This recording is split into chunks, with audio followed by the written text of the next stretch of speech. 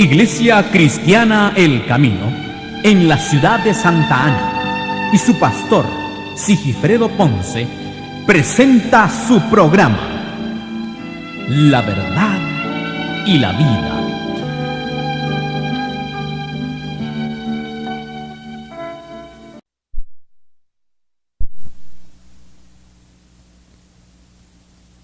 Primera de Samuel, en su capítulo 2.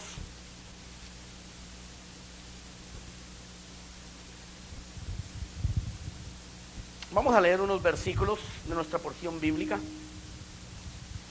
Gloria al nombre de nuestro Señor Jesucristo. Aleluya, gloria a Dios. Gloria al Señor. Aleluya. Y vamos a leer el verso 1.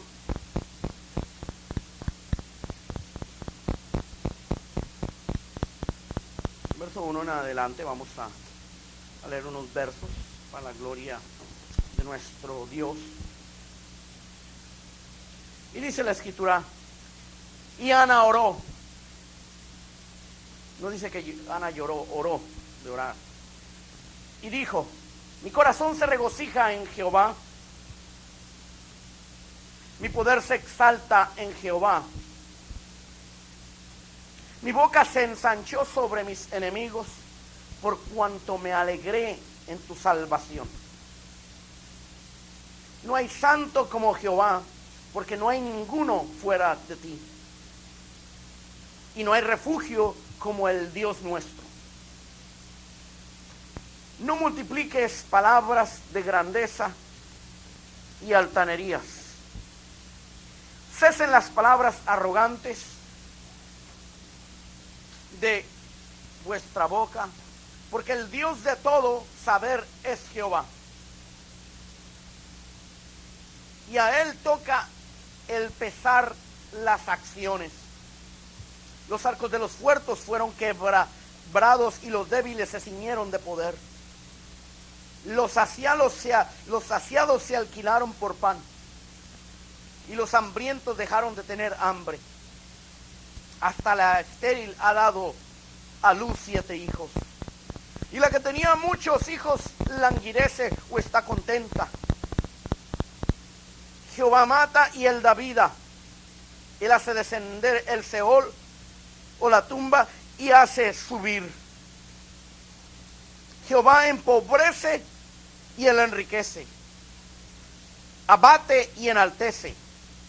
Y levanta del polvo al pobre, y del muladar exalta al menesteroso, para hacerle sentar con príncipes y heredar un sitio de honor. Porque de Jehová son las columnas de la tierra, y él afirmó sobre ellas el mundo. Él guarda los pies de sus santos, mas los impíos perecen en tinieblas. Porque nadie será fuerte por su propia fuerza.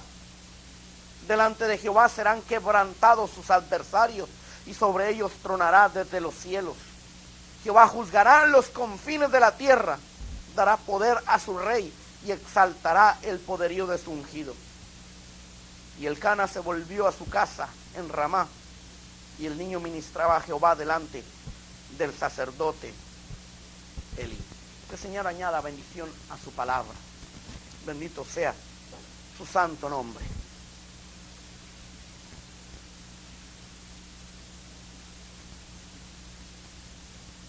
Este libro tiene un título llamado Samuel,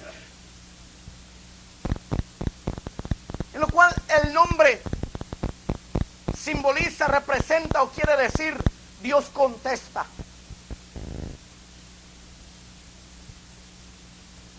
Dios me contestó cuando yo le llamé. Y aquí vemos en esta historia, que hemos hablado en otras ocasiones, la obra de Dios.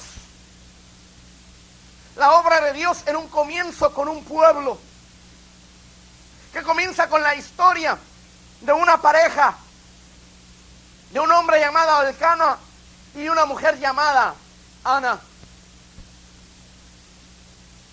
En aquel tiempo, cuando una persona o un hombre no tenía hijos, se le era permitido que por esa razón tuviera otra mujer en ese tiempo, antes de que Cristo viniera y Él dijera que cada hombre tenga una sola mujer y cada mujer tenga un solo marido. Y de acuerdo a la cultura judía, el no tener hijos era como no tener la bendición de Dios. Y aquí hay una mujer que ha puesto el nombre de un hijo que pidió, que lo recordaba siempre. Dios contesta. Cuando mis hijos nacieron, queridísimo hermano, a Samuel se le íbamos a poner otro nombre. Teníamos entre Josué y otro, no recuerdo qué otro. Pero después, hermano, mi esposa dice, le puse Samuel. Y bueno, está bien. Pero ahora me alegro, hermano, me alegro que le haya puesto Samuel, porque también me recuerda a mí que Dios contesta. Dios contesta la oración, y Dios contestó mi oración también cuando nació él. Y la Biblia dice que esta mujer derramó en el templo de aquel tiempo, que era el tabernáculo, que era una tienda, como una tienda de campaña donde estaba el arca de Dios, que representaba la presencia de Dios.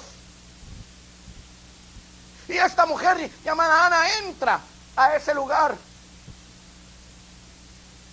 El sacerdote Elí, el sumo sacerdote, que era el juez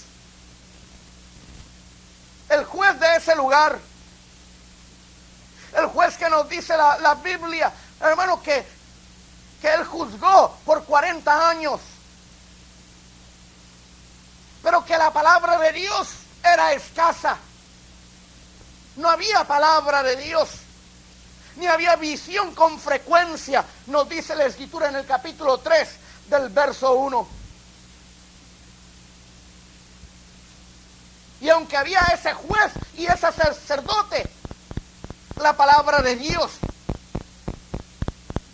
no fluía. Y Dios quiere un comienzo. Y permite, hermano, que una mujer se sienta dolida, entre en dolor y clame a Dios, derrame su corazón en esa aflicción porque quiere tener un hijo, mas ella es estéril.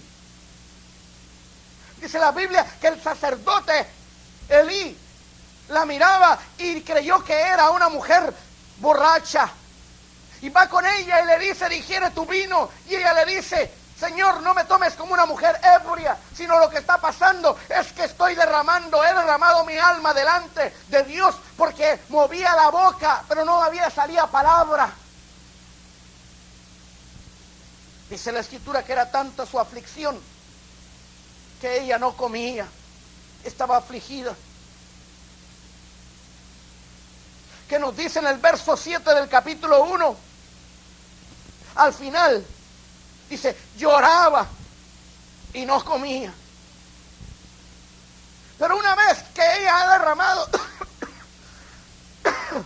su corazón delante de Dios, en una oración, hermano, que nunca había hecho, con un sentimiento que nunca había experimentado, nos dice la Escritura, hermano, en este capítulo 1, nos dice en el verso 18, en la cual dice que ya nunca estuvo más triste, y levantándose de mañana, dice la Escritura, adoraron delante de Dios.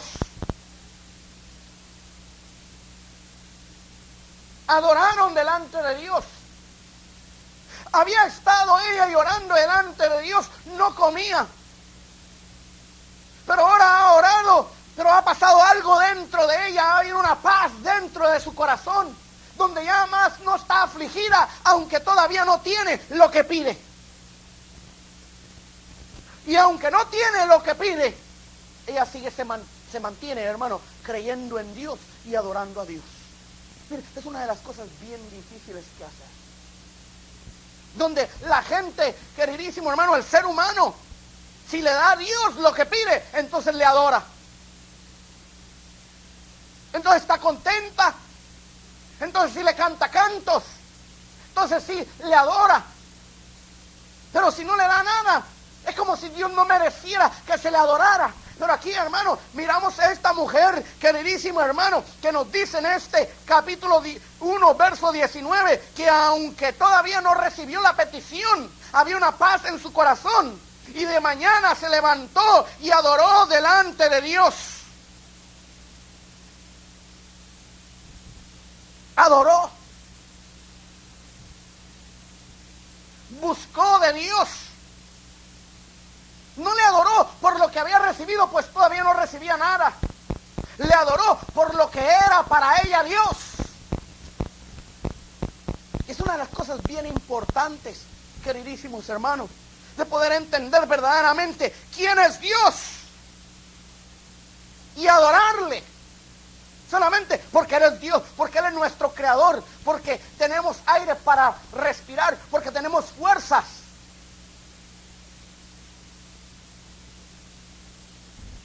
Adoró a Dios porque Él es digno de toda adoración.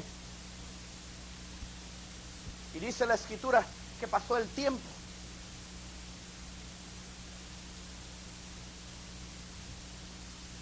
Y tuvo ese hijo. Quedó embarazada.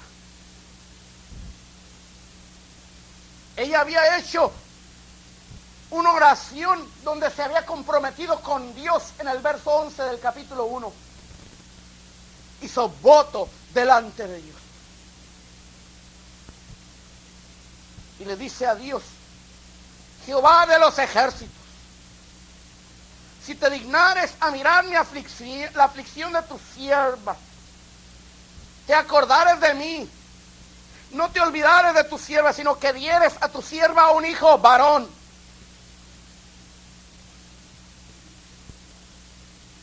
Yo te prometo que lo dedicaré a ti todos los días de su vida. Y dice la Biblia, queridísimo hermano, que tuvo ese hijo. Pero no se le olvidó a ella su promesa. Quería un hijo, queridísimo hermano, no para la gloria de ella o para sentirse bien, sino para la gloria de Dios. Dice la Biblia, hermano, en el verso 23, en lo cual dice aquí la Escritura que llegó el tiempo que ese niño nació y que dejó de ser amamantado por su mamá. Que los judíos dejaban de amamantar a sus bebés alrededor de los 3 años. Para muchos sería muy grande, pero es un niño de 3 años, es pequeño. Y después que dejó de amamantarlo, dice el verso 24 del capítulo 1, lo llevó a Silo, donde estaba el tabernáculo y donde estaba el sacerdote. Y lo llevó y dice que llevaba consigo 3 becerros, una efa de harina y una vasija de aceite. ¿Por qué? Porque era, queridísimo hermano, aquello que estaba especificado por la ley de llevar el sacrificio a Dios. Aunque ya le llevaba a su hijo, lo había ofrecido. Donde la Biblia nos enseña en el libro de Números, capítulo 28, verso 12, nos dice cuáles eran los requisitos de las ofrendas.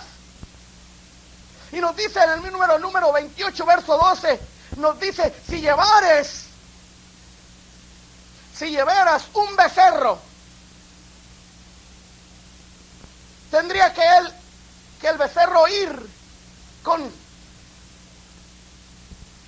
3 décimas de flor de harina amasada con aceite. ¿Qué es lo que quiere decir? Que que la harina de trigo tendría que ser de lo mejor.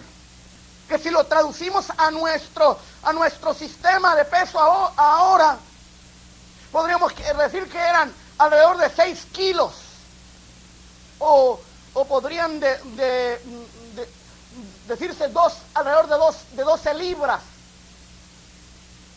Y debería ser harina, hermano, y amasada, preparada. Que era por cada becerro. Que en el verso 14 del mismo capítulo 28 de Números nos dice que había la ofrenda de vino. Dice ahí un medio hin con cada becerro. Que son, hermano, lo equivalente a 2 litros de vino. Pero aquí llevaban 3 becerros, dice la Escritura. En el verso 24 de Primera de Samuel. Dicen con 3 becerros. En otras palabras, queridísimo hermano, si son 6 kilos, llevaban 18 kilos de harina amasada y llevaban 6 litros de vino. Porque con el becerro iba el aceite y la masa, pero también iba el vino. En otras palabras, llevaba, queridísimo hermano, todo aquello que era requerido por Dios aparte de su promesa. Y lo llevó a la casa de Dios. Y mataron el becerro, dice el verso 25. Y llevaron al niño delante del sacerdote Elí. Y le dijeron al hombre que posiblemente ya se le había olvidado porque era viejo ya. Han pasado 3 años. Y le dice: oh Señor mío, vive tu alma. Señor mío, yo soy aquella mujer que estuvo aquí junto a ti orando a Jehová. Y me imagino que la mejor le dijo: ¿cuál mujer? Si aquella que tú confundiste, que estaba ebria. Mira, lo que yo pedí, Dios me lo dio. Ella podía haberse, hermano, escondido y haber dicho: ya se le olvidó al viejo de aquello, yo no tengo que decirle nada. Pero ella sabía, queridísimo hermano, que lo que estaba pasando no era con el sacerdote, sino era con Dios. Y lo que había ofrecido no era el sacerdote, sino era Dios. Ella había hecho un voto. Y ella estaba cumpliendo con todos los requisitos. Y aunque se le destrozaba el corazón, ella fue ahí a ese lugar. Y le dice: por este niño oraba, en el verso 27. Y Jehová me lo dio lo que pedí. Y ahora yo pues lo dedico también a Jehová. Todos los días que viva será para Jehová. Y adoró a Jehová. Oh, hermano, miramos aquí, queridísimo hermano, una persona que verdaderamente ha tenido un pacto con Dios. Una mujer, queridísimo hermano, que conoce a Dios. Una mujer que sabe de Dios y vive para Dios. Y conoce a Dios porque Dios le ha contestado su oración. Ella sabe que aquello que ella pidió, el Señor dice en su palabra. Cuando nosotros miramos la Escritura, dice: aquel que prometa a Dios, cuide para cumplirlo. Cuídese para cumplirlo. Es mejor que no prometas nada y no prometas y no cumplas. Ten cuidado. Y eso nos lo dice la Escritura. En el libro de Eclesiastés, capítulo 5. No es el de Eclesiastés.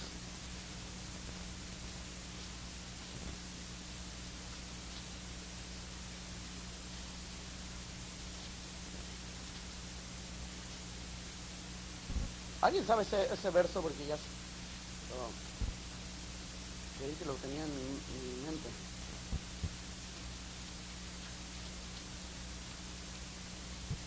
no sé si es...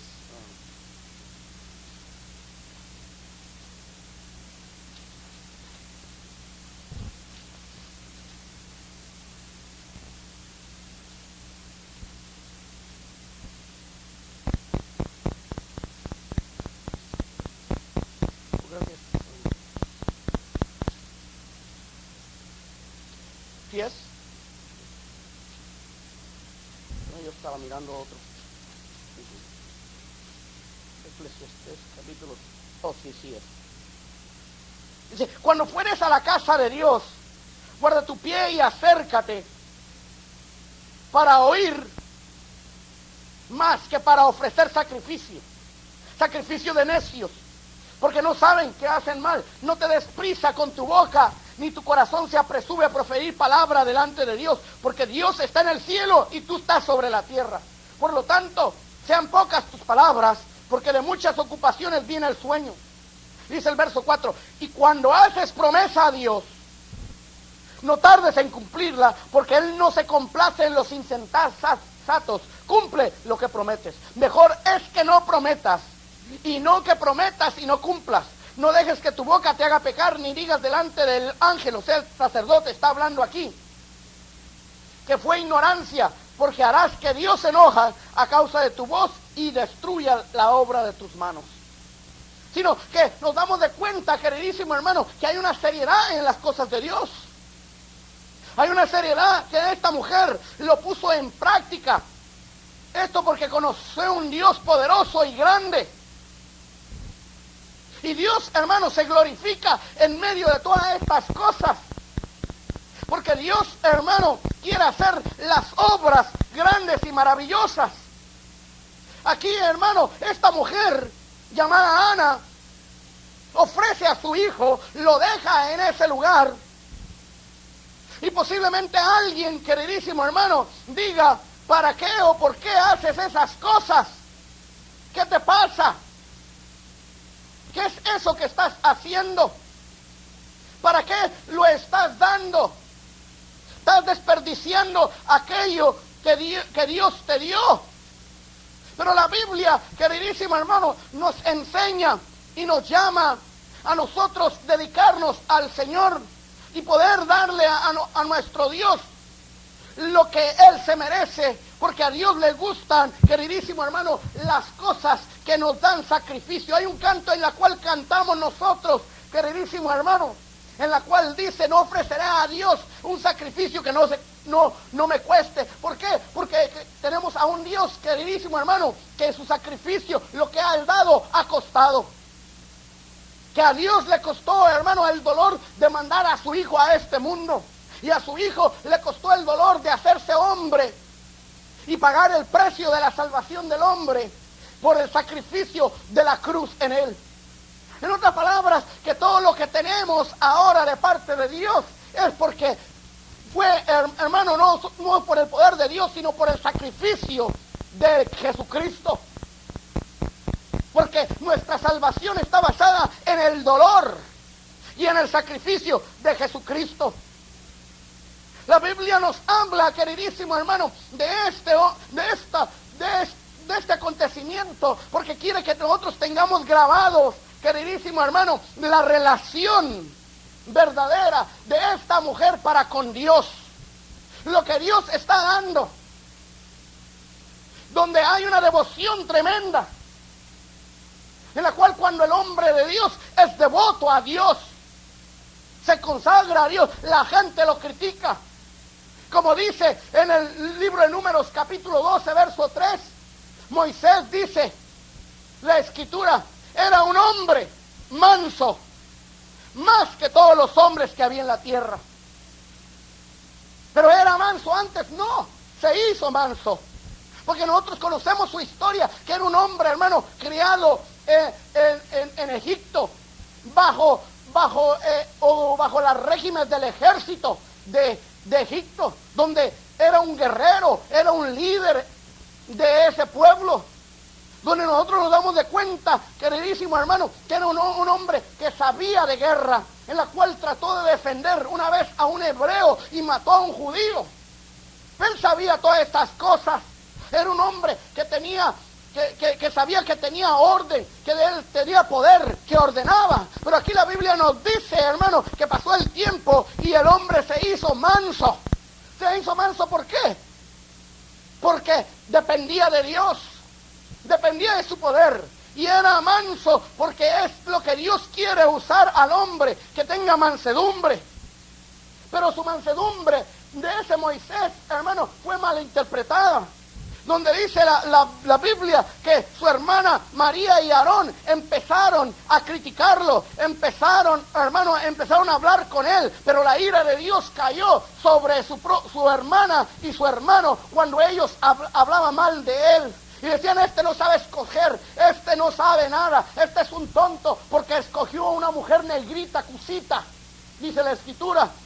Y no les gustó a ellos, pero aquella persona que empezó, aunque era la hermana de Aarón, la hermana de Moisés, ella empezó, que dice la Biblia, que quedó llena de lepra, blanca quedó su cuerpo, y a Aarón no le pasó nada.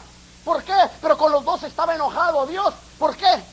Porque Dios, hermano, se manifestó con poder y con enojo con aquella persona que había empezado a murmurar. Aquella que había empezado a echar veneno. ¿Te fijaste de Moisés? Mira Moisés. Y envenenó al otro. Y por eso Dios se movió con poder, hermano, en la vida de esta mujer para callarle la boca y decirle, con todos ustedes yo hablo por medio de sueños y visiones, pero con Moisés no. Con Moisés yo hablo cara a cara. Él es mi siervo. Pero confundieron la mansedumbre de él y creyeron que era un tonto. Nos dice la Escritura también en 2 de Samuel, capítulo 6, verso 12 al 23, en la cual, hermano, David lleva el arca de Dios a Jerusalén. David se despoja de sus ropas reales de rey y empieza, hermano, a danzar en la presencia de Dios. Llevan el arca a Jerusalén. Después su esposa, una hija del rey Saúl, lo empieza a ver y se avergüenza de él, lo menosprecia. Y la Biblia nos dice la Escritura que esa mujer, en el verso 20 de 2 de Samuel capítulo 6, nos dice que esa mujer lo va a recibir. El hombre está gozoso porque ha traído el arca de Dios. El hombre está bendecido porque se siente en la presencia de Dios. Pero ahora llega y lo primero que hace su mujer al abrirle la puerta, hermano, usada por el mismo diablo, le quiere quitar la bendición. El hombre está bendecido, abre la puerta y le dice, qué bonito te has visto tú, qué bien has quedado. El rey se ha descubierto hoy delante de las criados y las criadas y se ha puesto como un cualquiera. Cuando una persona, hermano, se ha dispuesto a buscar de Dios, siempre hay tropiezo. La Biblia nos dice en Marcos capítulo 14, verso 4, aunque está también en Juan 1:8, pero voy a leer Marcos capítulo del 4 en adelante. Jesús está en Betania. Hay un hombre que se llama Simón, que tiene por sobrenombre leproso porque Cristo lo ha sanado. Dice la Biblia, queridísimo hermano, que ahí en Betania es donde vive Lázaro, María y Marta. Dice la Escritura, hermano, que está en esa casa de Betania, de esa aldea. Y ahora María sabe, creemos que es María, sabe de que Jesucristo está ahí y lleva un frasco de nardo puro, de perfume de mucho precio. No es imitación como los perfumes de por ahí, es de perfume puro, de mucho precio. Dice la Biblia que entre sus discípulos, cuando ella lo derrama, sus mismos discípulos y otra gente empiezan a criticar lo que ella está haciendo. Y ellos dicen, ¡ay, qué desperdicio! Y empiezan a criticarla a ella.